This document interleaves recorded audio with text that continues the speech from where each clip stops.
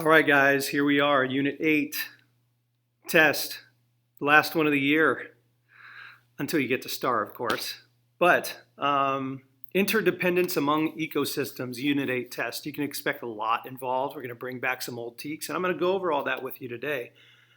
So we're going to be bouncing back and forth as usual, so take a good listen, take a couple of notes. Definitely going to help you on your test, but overall really good information. So let's start with continents and how they move all around our planet based off of unbalanced forces, right? The unbalanced force moves our continents, moves the plates around. Got that convection happening in the mantle, which really helps direct the plates movement. So those plates will be moving, and they don't care what climate they're in, temperature, whatever. They're just going to be affected by it, weathered by it, if you will. So sometimes they'll move through periods of cold, like we have the Arctic Circle and Antarctica. They're now located at the polar region of Earth, and there's not a lot living up there. But eventually, with all the plates on the planet, they'll eventually move back into temperate regions where they will be inhabited by a bunch more organisms like they have in the past. So remember that that's what happens. So sometimes you can have a plant fossil found in Antarctica. And so those are the types of things that happen. It affects everything as they move through. And there's just a lot of history found as you dig down and get samples, core samples, and that type of thing. Switching over to adaptation. What is adaptation? An adaptation is something an organism will go through to live and thrive in its environment. So back in the day, in Europe, there was these moths, the light-colored moths and dark-colored moths. And the dark-colored moths, the white-colored moths were not eaten as much by the birds. They couldn't see them very well because of the trees. And the dark-colored moths, their numbers were declining because they were easy to see for the birds. But the Industrial Revolution happened, and there's no regulations. There's smoke everywhere. Everybody's lungs were people coughing, everyone was smoking practically because of all the soot in the air. And well, that soot got onto the trees, and you started to see a crazy decline in the white moths and an incline in the dark moths because of what happened. And so that's just an example of the different things that can happen based off of environment, but over time, you'll see evidence of organisms undergoing color change to better thrive and survive in their environments. Arctic hares used to, if you follow their history, they were not always white fur, but as they moved north, their pigments became more white, so they could, hide in the snow and the ice. And wolves, they weren't very good once they started moving up in those regions at hunting until their coat adaptation helped them hunt better. And another adaptation, would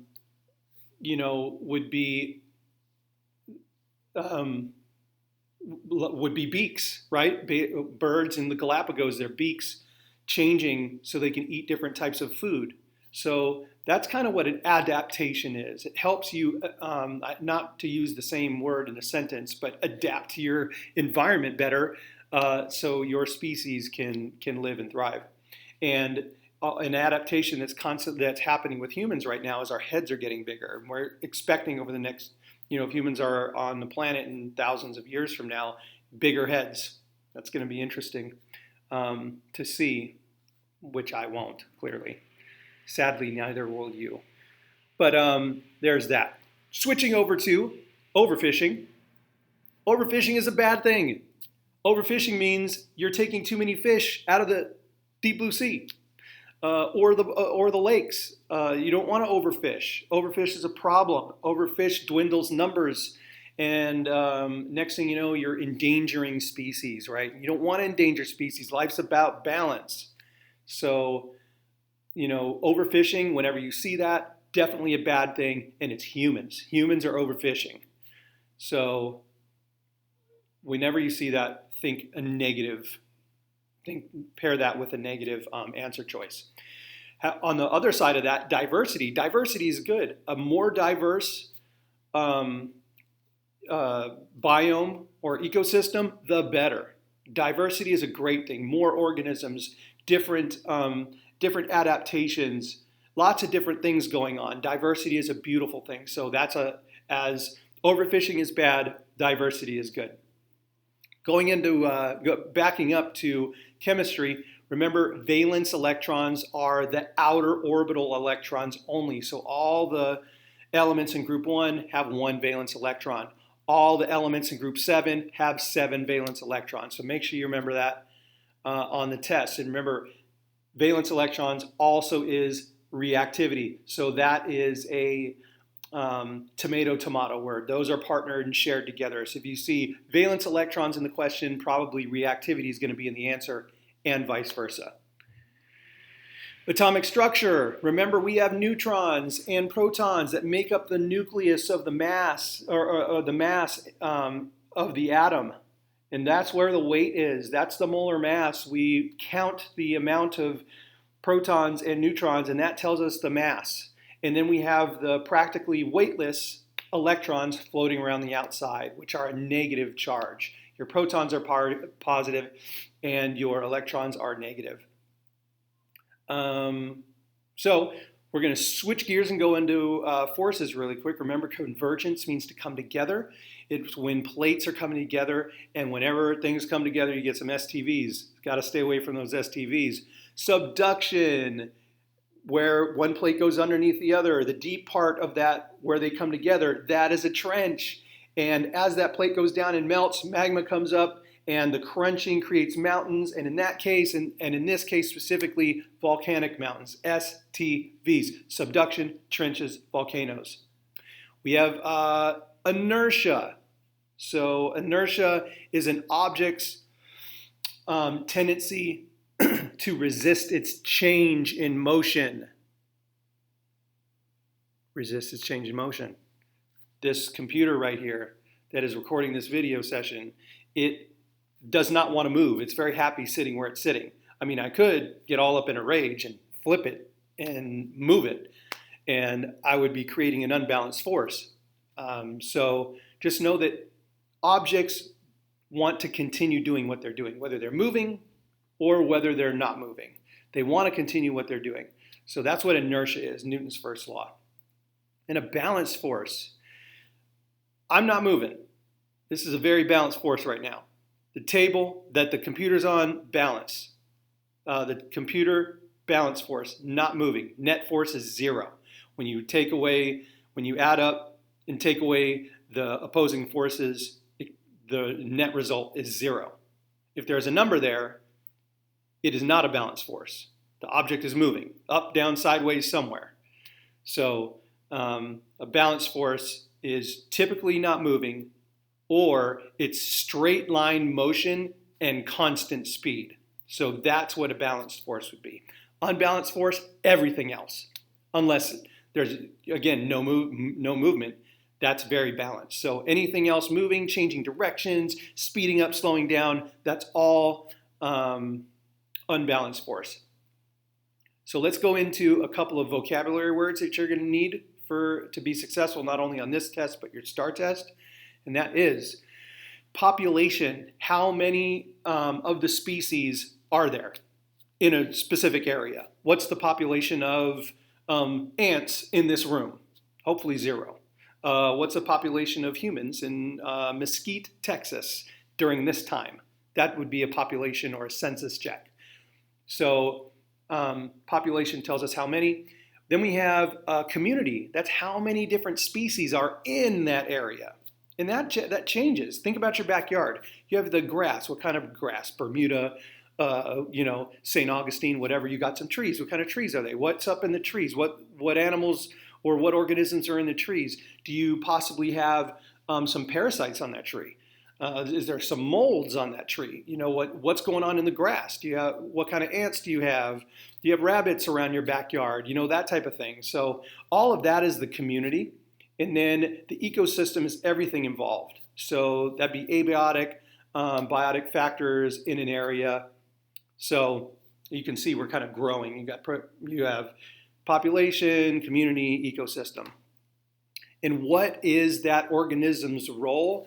We call that a niche. So, a lot of different organisms do provide different things to the organisms around them, because they all kind of have these relationships and work together. So what is the role of that organism in its environment? That's its niche. Food web, real simple. You have, it really is. You have all your different organisms, and then you have arrows pointing. So what you do is you got to find where your producers are. Sometimes they're on the bottom of the picture that you're taking, the image, but sometimes they're on the side. You have to find your producers, your autotrophs, the ones that get their food from sunlight, right? They go through that chemical process. Those are your producers, and that should be the most abundant in your ecosystem, or your biome is your producers. So from there, you have your things that eat the producers. So you have your producer with an arrow pointing to all the things that eat it, right?